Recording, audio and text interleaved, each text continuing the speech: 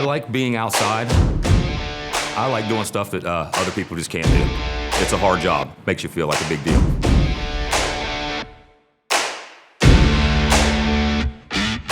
I'm Zach Taylor. I'm the new line worker instructor at the Tulsa Welding School line worker program.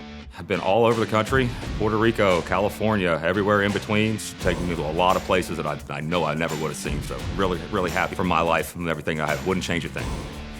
It is nice to help people. It's a sense of accomplishment when you get it done, when you turn on a whole neighborhood and everybody comes out and starts clapping or having a party. It's pretty cool.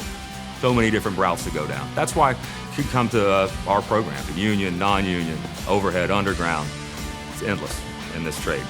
Looking forward to having everybody come to Tulsa Welding School for the line worker program. Stop by, it's gonna be exciting. Come on down, show you around. Check us out at tws.edu.